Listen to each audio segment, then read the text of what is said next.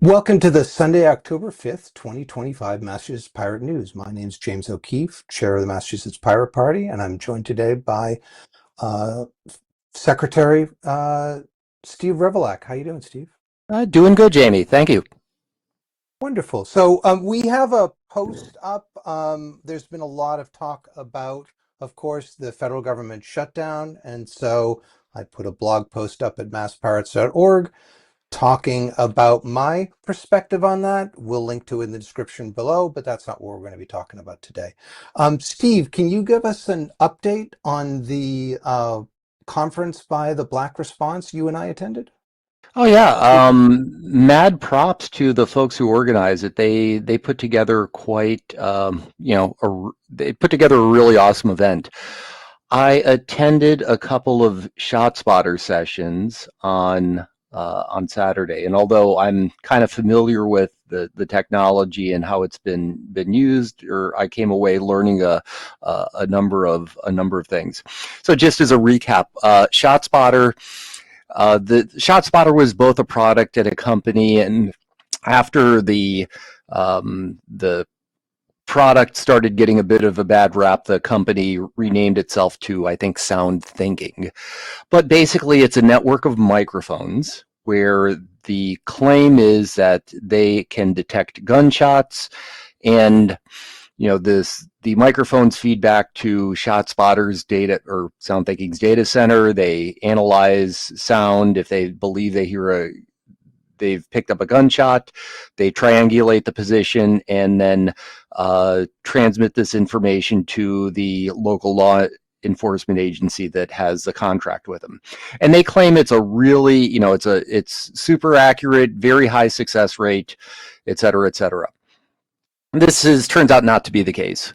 One fellow who had been organizing opposition to the Chicago Police Department's use of ShotSpotter, they went through basically all of the the ShotSpotter alerts that CPD got, and over, I don't remember the exact period of time, but there were about 2,200 of them.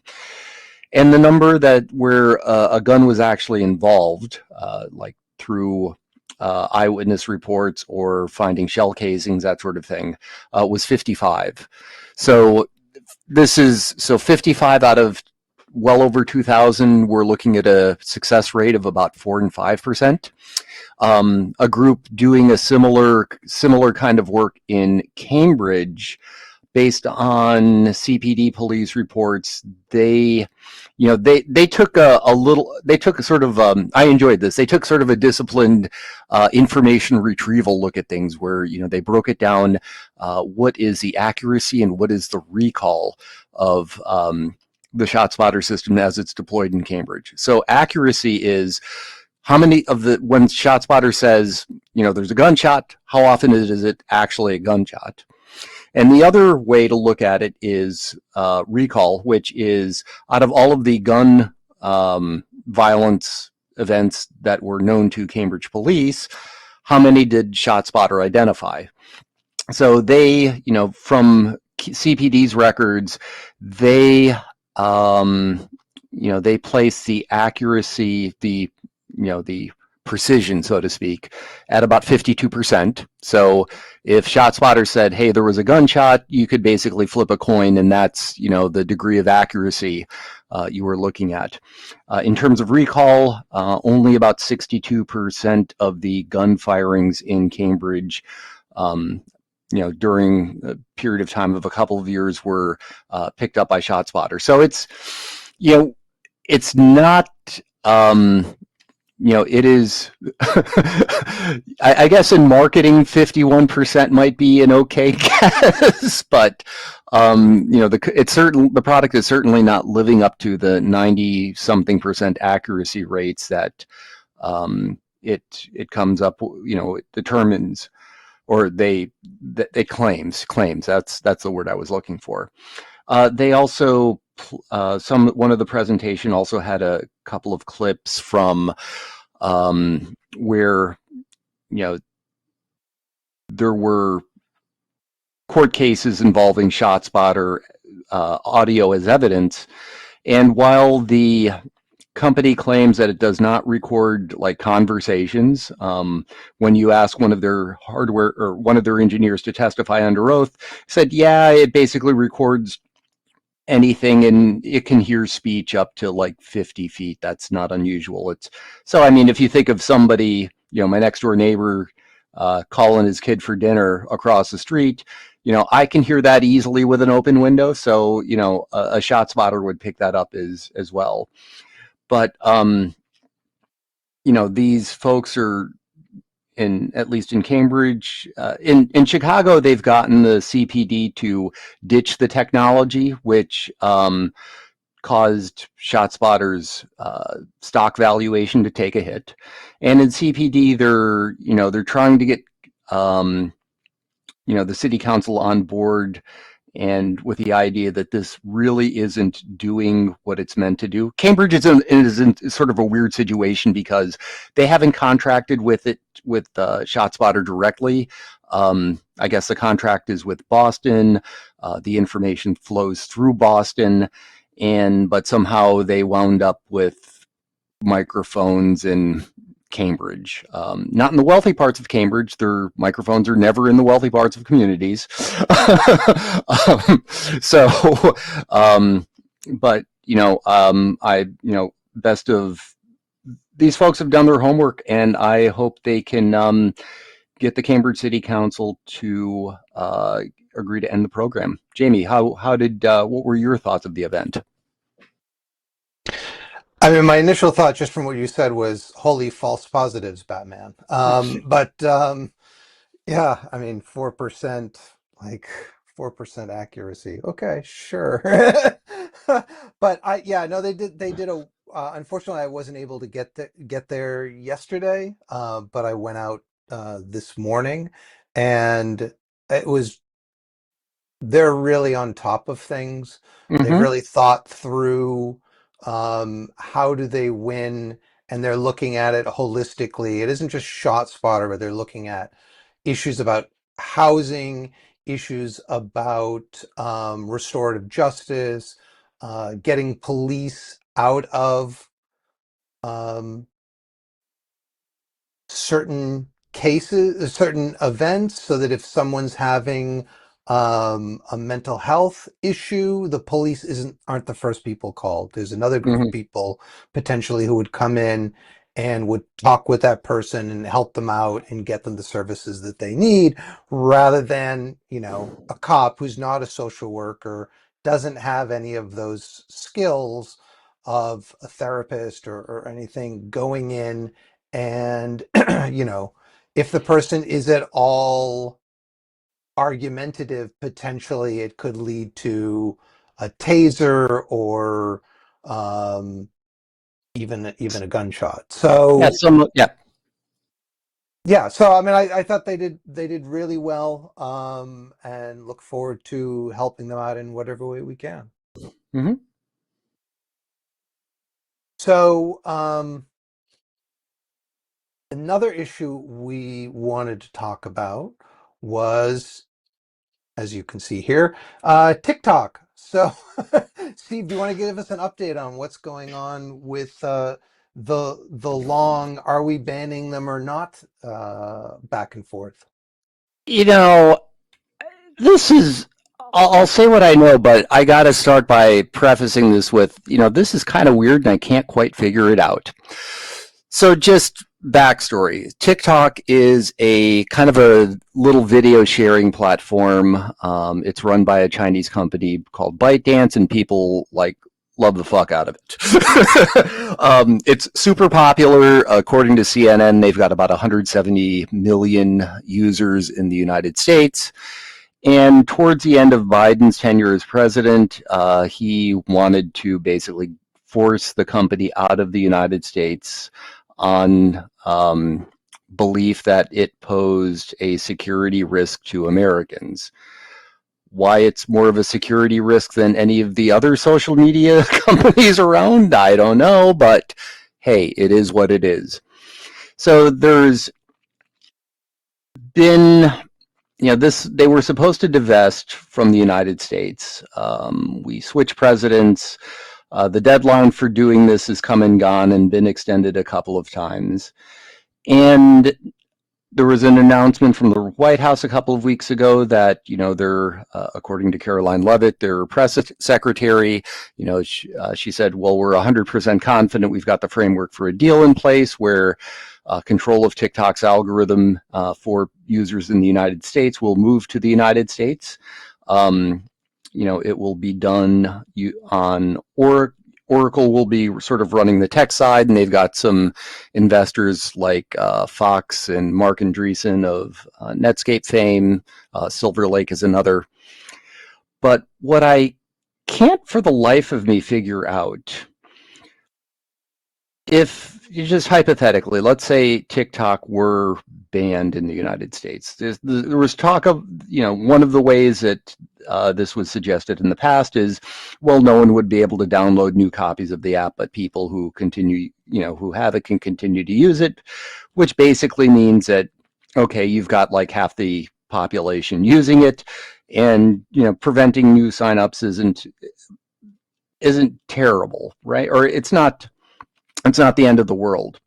Now, if you were to just like block the app entirely or instruct mobile carriers to delete the apps, then, well, now you've got 170 million people that are pissed off because you took away a video sharing platform that they really, really like. So I don't see there would be blowback from a ban in the United States, I think. But what I'm sort of puzzled about is why ByteDance would give up control of this, and why the Chinese president would kind of be going along with it. It sort of makes you wonder, what are they getting in return? Because like the White House press release is just like, oh yeah, we're getting this, and the algorithm will be transferred to Oracle, and Oracle will run the day-to-day operations with it. But it's like, there's something. What did you have to give in exchange for that? So that's the part I can't figure out. And maybe we'll find some clarification in the coming, over the next couple of weeks. Or this could also be the White House press secretary jumping the proverbial shark. And what they say about, they've announced things in the past like, oh, we have a framework for an agreement, but a framework for an agreement is just like, you do something, I'll do something. They tend not to be really, they never get into a lot of details, which means that, there may actually be very little to this at all. I don't know. What do you think, Jamie? Oh God, what don't I think? I don't personally. I don't think it's going to go through. I'll take a step back and just cast incredible aspersions and you stupid idiots, Democrats, for signing on to this. It's like the most. It's such an own goal, right? I mean, there were Oh yeah. people probably who wanted TikTok and they voted for Trump, and Trump said, I'm not going to ban TikTok. And so they voted for him for that reason. Ostensibly, as you said, it's for national security reasons and privacy, but they can't get around to having to forcing, to giving, well, to making sure every American has privacy for all apps, whether it's Facebook or the apps that say keep track of where you've been jogging so that information can be uploaded to the cloud for like some military person at some base in Saudi Arabia or wherever. I mean, it's just Mm-hmm. like we all ultimately the solution, if privacy was the issue, and it probably wasn't the issue, um, was a real privacy policy. But it's amazing to me that the Democrats signed on to this. Like it's anti-free speech. It's you idiots. But I, personally, the, sorry, go Steve. I was going to say the phrase security theater comes to mind, but please continue. Yeah, I mean, like even if it Like it's unconstitutional that Trump has continued to extend this thing. You know, Congress voted, the president signed it, you're supposed to carry it out. You're not supposed to say, well, I'll give you an extension and keep doing this so my friends can go and buy this thing and I can use it as a propaganda device. I mean, really? But I don't know. This the stupidity in this whole thing is amazing. I don't, as I said, I don't think it's actually going to happen because my feeling is ByteDance could have easily gone and said, "Oh, well, the only way you're going to hit us is you have no technology to ban our servers." Right? The servers can be abroad, can be outside the United States. Anyone can get anywhere to any server from the United States, largely. Hmm. Um, and so they don't need the two bottlenecks are Android app stores and Apple iPhone app stores. Right? That's the way they can go, and they can say, Apple, Google, you have to take these apps down, right? You cannot give them out to anyone. Well, geez, we have this thing called the internet and the web. We could just use web browsers to get to TikTok. This Yep. isn't really hard. You know, and China could have easily just, I mean, not China, this is the ByteDance could have easily gone and said, all right, have a good time. We've just created this and all you have to do is go to this website and now it just works. But we can control, you know, ByteDance can control what we do with traffic coming from the United States or other countries. So it only works for the United States, right? Maybe they don't want it, you know, they want that DRM that they can wrap around the apps. Hmm. Um, and so maybe they want that for the rest of the world where they're not crazy. But, you know, for here, we're crazy. And so just, you know, use the open web, man. Yeah. Been great since the 1990s. Seriously, there is a little bit of a little bit of deja vu from the encryption wars of the 1990s. So the days when three-letter agencies in the federal government were worried about plain old ordinary citizens having access to strong encryption, and you couldn't get anything. You know, you couldn't make software available for download in the U.S. if it had strong encryption, but you could download it from the Netherlands, which is what everybody did, at least back in the 1990s. So, you know, I'm sort of surprised that Oracle was a technology company of choice because I mean Oracle's expertise is in enterprise data management systems and shaking down corporations for exorbitant licensing fees. I mean they have zero track record with consumer level products. And yeah, I just don't see this as being in their skill set. The worst that happens is it turns into the shitty club that no one goes to anymore because the new owner's a bonehead. My 2 cents. Or MySpace. Oh yeah. Who also that's a shitty owner who's a bonehead. Anyways, I guess I don't want to cast aspersions. All right, so yeah, I mean the other part of this is, you know, as you said, who it goes to. You know, Trump has already said that he wants to use it as a propaganda device, and Larry Ellison is very conservative. You know, he's given his son the money to take over Paramount and CBS, and you know that they may end up merging with Time Warner Discovery. But the countervailing thing to me is that we've seen a lot of these mergers and they tended not to go very well. You know, there was AOL Time Warner. Um, you know, I'm not even, you know, we saw what happened when Time Warner Discovery merged and suddenly there were a whole bunch of shows or movies that were on HBO, which became HBO Max, which became Max, which is now, I guess, HBO Max again. I don't know. and that stuff and other platforms, it just got pulled off, and they're like, Hmm. oh, we actually get better, we get money, but we get better tax breaks if we don't show it than if we do make it available for our customers.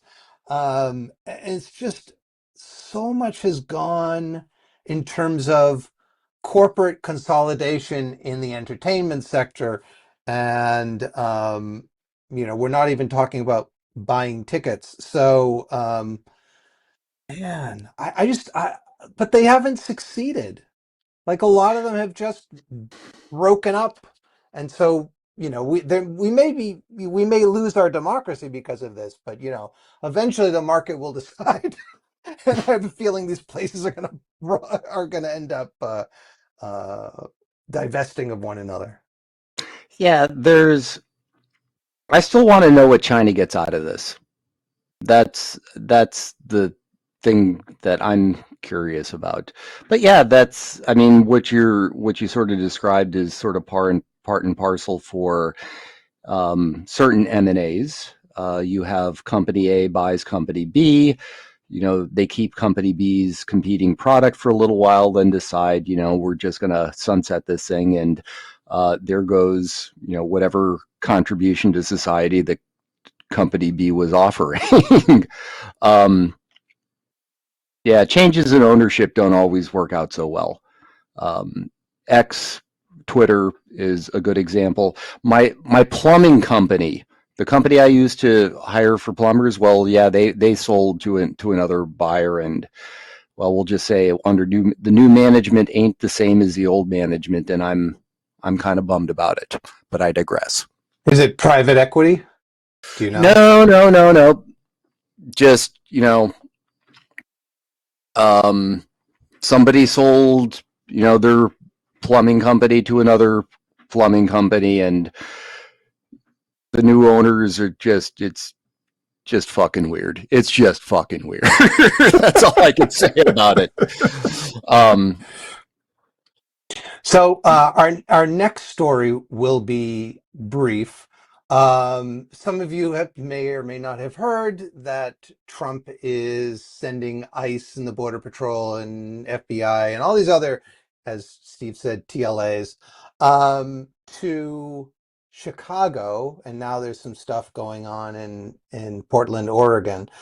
Recently, what happened was there was an apartment building that I guess they surrounded and then broke into, knocked down doors, bashed in walls in order to take everyone in the apartment building out, sort them into um I I from what I heard, if I recall correctly, it's like into people who are white, people who are black, and people who are Latino.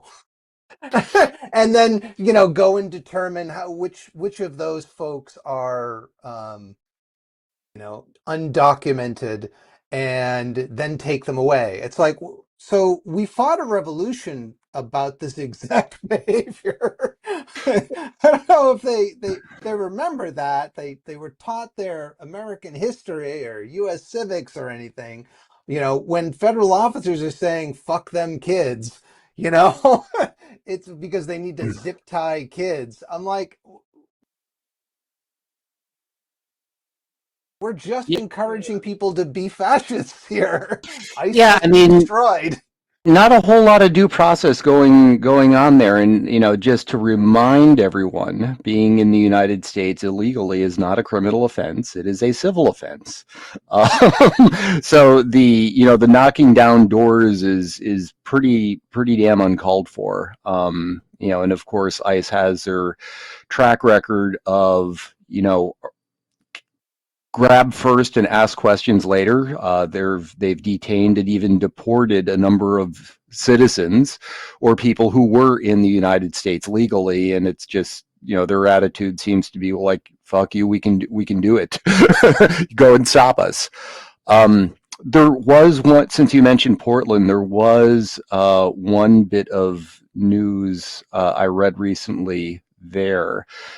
A district judge in Oregon. So the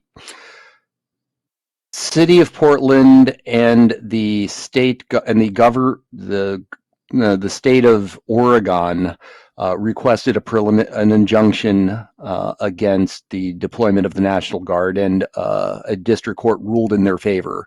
It's like a 14-day thing right now, and I guess the legal processes can play their way out of it. But it was I skimmed through the opinion. It's about 30 something pages, but it kind of breaks down under what circumstances a president can activate and federalize National Guard troops, and why this doesn't meet any any of those standards. And the judge was kind of like, the claims being made here are completely inconsistent with what appears to be reality on the ground.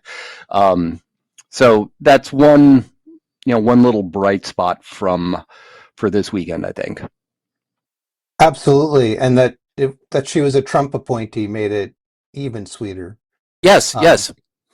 Although now he's trying to nationalize California National Guard and send them to Oregon, which I don't know. That's really kind of starting to sound like Civil War shit, but okay.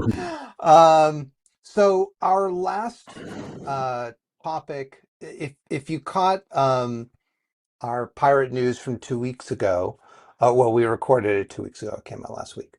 My bad. Is Boston police, people saw drones flying over the Caribbean Carnival and another event in Boston. Um, and so I think it was the Dominican Festival. Mhm. Anyhow, they, so folks over at HorizonMass.news went and submitted public records requests, as any person can do, um, to find out if those drones were actually the BPDs. Well, the BPD finally got back to them, and apparently they were. Um, they've had 71 drone flights over just the Caribbean Carnival. And the article is very detailed about what information they got. Thankfully, BPD says they didn't share the data, nor has ICE or other federal agencies asked for it. But we'll see. What do you think, Steve? Boston is part of the BRIC system, and the whole idea between so the I am not confident that the information was not shared. Shit that goes through BRIC seems to get passed around pretty quickly. And because BPD is part of that system, I would suspect that whatever information they got is not solely in the custody of the Boston Police Department. Call me an Eeyore, but that's just my expectation. I think you're right. Yeah. It's on a shared server and they have access, and we don't go and, keep track of that. So anyone can get it on as long as they have a password. Oh my. So anyways, thanks to BINJ and HorizonMass.news for following this up, doing excellent work. And if you can support them, that's always a good thing. Independent journalism in this day and age of, corporate media that are just shills for the party in power. Having independent media is vital for us all. So last thing, the Boston Anarchist Book Fair will be November 1st and 2nd. We've requested a table at it. So if that's something that you wanted to attend and hopefully wanted to help us person our table, by all means, go to masspirates.org, and there's information for how you can sign up and tell us you'll come. Yeah, and So yeah, go Steve. I was going to say I encourage folks to come anyway, even if you can't hang around with us. Although we'd love to have you. The programs at the Boston Anarchist Book Fair are quite good, and they have lots of cool books. So if you're a bookie, you know, the BAF is for you. And great signs too. There's a lot of good groups there doing wonderful things. So in terms of, providing information for people about their rights or challenging the carceral state. So with that, thank you for staying till the end. We hope you found it informative. If you would like to help us in this endeavor or in our other endeavors, such as having events or running candidates, by all means, contact us at masspirates.org. And hopefully in 2 weeks, we'll have the next one. So with that, take care. Thank you very much, Steve. And thank you all for watching. And yeah, you know the drill. Take care.